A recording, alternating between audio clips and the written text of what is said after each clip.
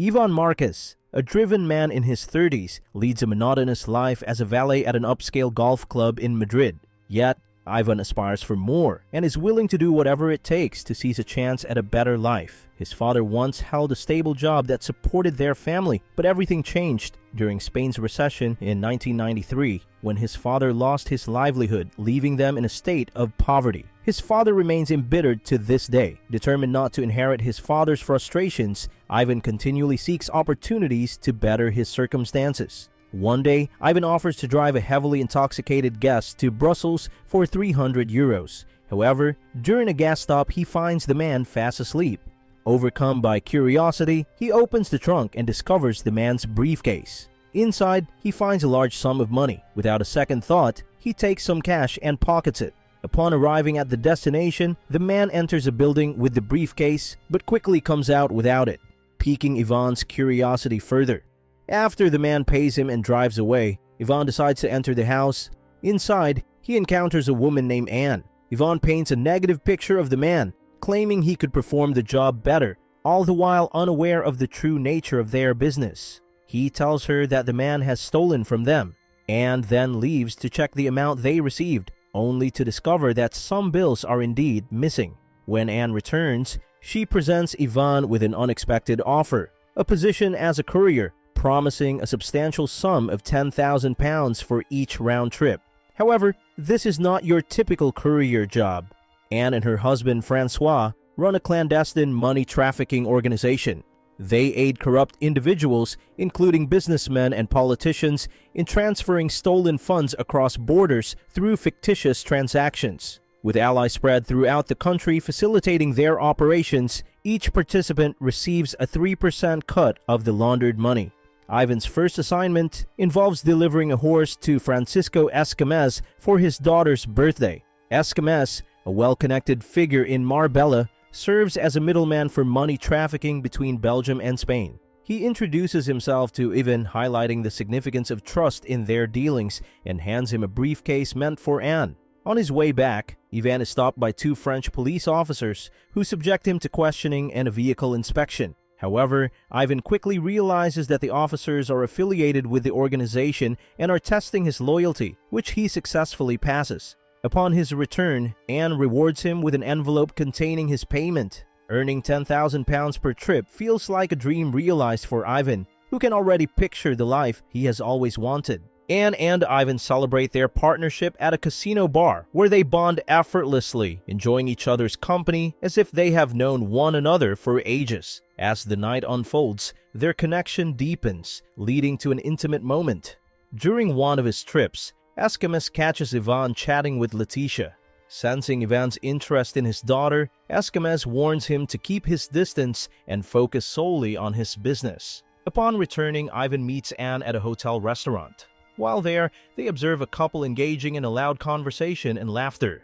Following Anne, Ivan attends a meeting with her associate Stoffel, where he learns about their sophisticated laundering system, designed with the help of an IT specialist to avoid detection. At home, Ivan receives a call from his mother, urging him to visit. He claims to be swamped with work, promising to come by as soon as he finds time. Suddenly, Ivan recognizes a man from earlier in the restaurant discussing charitable home construction projects on TV, a common front for politicians to launder illicit funds. He identifies the man as Luis Ocana, a politician, and realizes that the woman he saw with him is his mistress.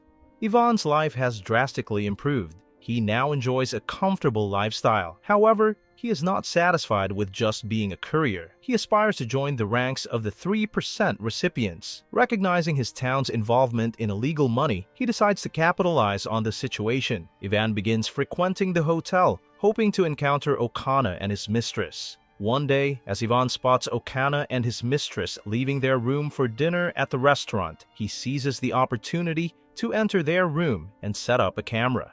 However, he is intercepted by Yannick, a hotel employee who has been watching him. Ivan manages to win over Yannick with a bribe and proposes that they collaborate on strategically placing the camera in the room. This marks the beginning of a partnership between Ivan and Yannick. Sharing similar ambitions, Yannick is eager for any chance to earn more than his current salary as a hotel worker. Known as the king of the party in various clubs, Yannick is well-connected and has a reputation in the neighborhood. Their camaraderie sparks a phase of wild partying, drug use, and revelry as they frequent clubs together night after night. The following day, Ivan and Yannick approach Okana with a video of him and his mistress to persuade him. Ivan presents his plan to establish a money trafficking branch in Marbella and seeks contacts to facilitate the movement of funds across borders. Cornered by the situation, Okana introduces Ivan to his cartel as his nephew and arranges a meeting where Ivan pitches his proposal. The men are skeptical, expressing that they have had no issues dealing with Esquimés. However, Okana vouches for Ivan's discretion and reliability, ultimately persuading them to collaborate. Ivan secures the first investment and returns to Brussels, impressing Anne with his ambition. Nevertheless, she expresses concern about potential trouble from Esquimés for poaching his clients, but Ivan reassures her that he has everything under control. The next day, Ivan visits his parents, bringing along some gifts. When his ailing father inquires about the nature of his job, Ivan vaguely states that he works as a courier, avoiding further explanation. His father expresses disappointment, leading to a heated argument. Ivan defends his job, insisting that as long as he doesn't end up miserable like his father, the specifics of his work are irrelevant. His outburst hurts his father's feelings, escalating the tension until his mother intervenes. Later, Ivan reconnects with his friends, exchanging warm greetings and catching up on their recent endeavors. They discuss their ventures, and Ivan's friends reveal their involvement in buying and renovating old properties for resale, which delights Ivan. Filled with enthusiasm and confidence, Ivan begins promoting their services to potential clients in Marbella, much to Esquimés' annoyance. During a conversation with Letitia, Esquimés interrupts and confronts Ivan about poaching his clients. Despite Esquimés' threats,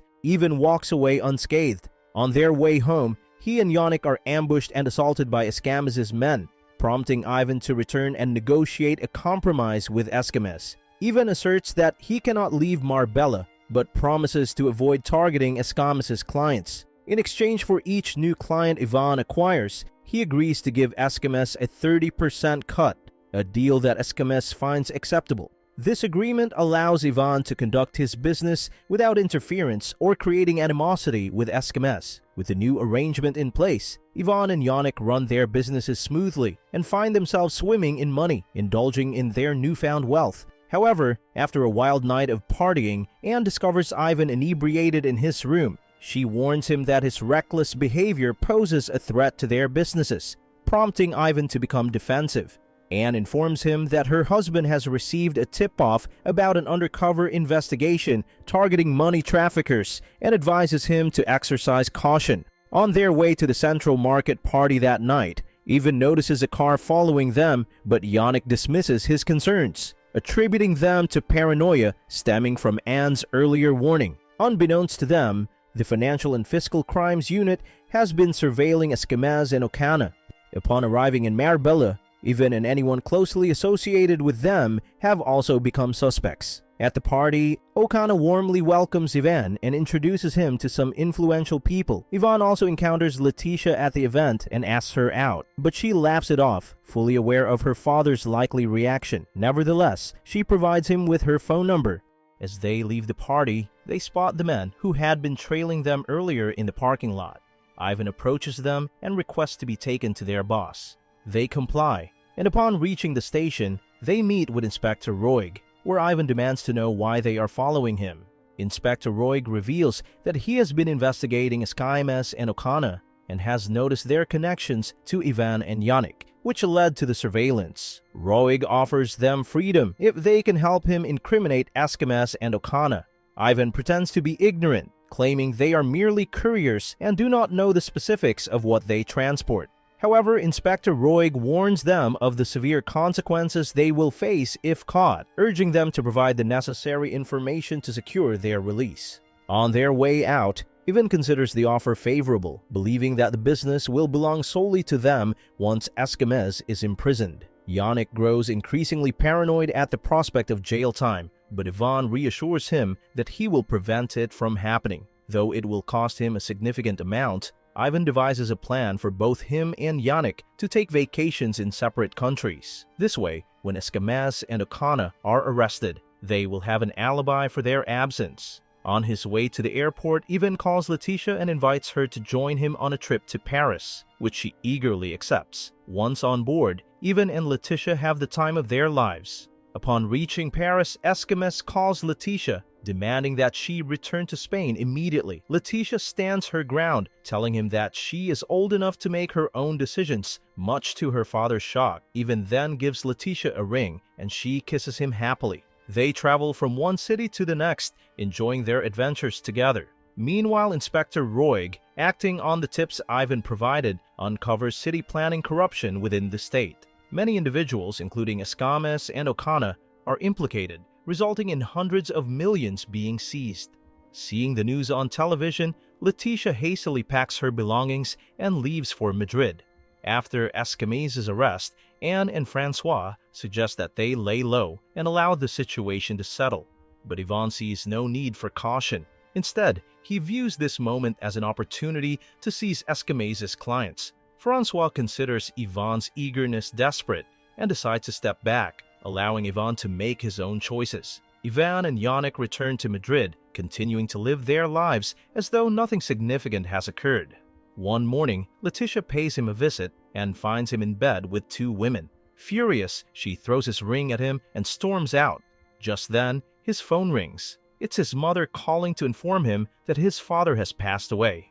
Overwhelmed with guilt for not being there before his father's death, Ivan returns home, now broke and grieving. Following the exposure of corruption in city planning, Spain's economy crashes into a severe recession, leaving Ivan no choice but to stay in Madrid with his mother. One night, while hanging out with friends, he notices some Chinese men making an exchange and decides to follow them, thinking it could lead to a potential business opportunity.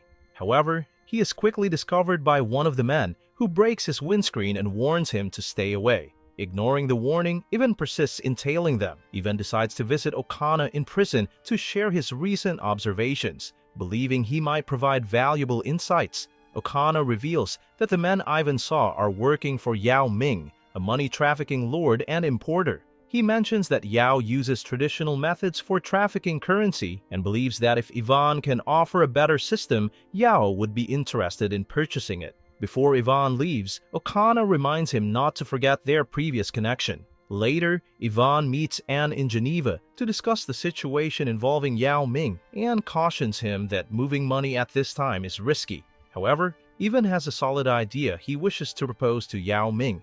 Fortunately, he manages to convince Yao and earn his trust, leaving them both elated. Just like that, Ivan finds himself back in business, living the high life once again, unaware that everything is about to come crashing down. One day, while having dinner with Anne, they are startled to see Escamez walk into the restaurant. Escamez expresses his disappointment over Ivan's failure to visit him while he was incarcerated, condemning him for betraying him. A few days later, Anne discovers in a newspaper that Stoffel and Francois have leaked their entire list of secret bank accounts containing their clients' names and have fled with all the money. Realizing that they are in danger, Anne and Ivan quickly pack their bags to leave town. As they drive away, the police begin to chase them, but they manage to evade capture. However, they are soon double-crossed and captured by Yao Ming's men. Yao confronts them, revealing that the police are onto him and demanding to know what Ivan disclosed. Ivan insists that he hasn't said anything to the authorities and wouldn't reveal anything even if he were caught. Unwilling to take any risks, Yao orders his men to kill them. Desperate, Ivan proposes a deal. He reminds Yao that he still possesses a substantial amount of dirty money that could soon be uncovered by the police. Even suggests transporting the money in a cargo shipment alongside him, assuring Yao that even if he gets caught, he will bear the consequences alone without naming anyone involved. After successfully delivering the cash to Hong Kong and receiving his 3% cut, Ivan decides to celebrate by visiting a club to party. However, the festivities come to an abrupt halt when the Hong Kong police arrive in a helicopter, arresting him and handing him over to the Financial and Fiscal Crimes Unit. In a desperate attempt to improve his situation, Ivan tries to bribe Inspector Roig with €1,000,000, but the inspector dismisses his ignorance with a scoff. As he is being taken to his cell, Ivan catches sight of Anne walking out of the station, much to his dismay. It becomes clear that the Financial and Fiscal Crimes Unit had offered her freedom in exchange for revealing his whereabouts, and she opted for her own liberty. While imprisoned, Ivan learns from the news that numerous corrupt public officials and money traffickers have been arrested, including Yao Ming and his entire enterprise. As he reflects on his circumstances, Ivan comes to regret his past actions, realizing the bitter truth that money, particularly dirty money, acts like a virus that is difficult to eradicate once it takes hold. If you want interesting movie recaps, like, share, and subscribe to follow us for more movie recaps.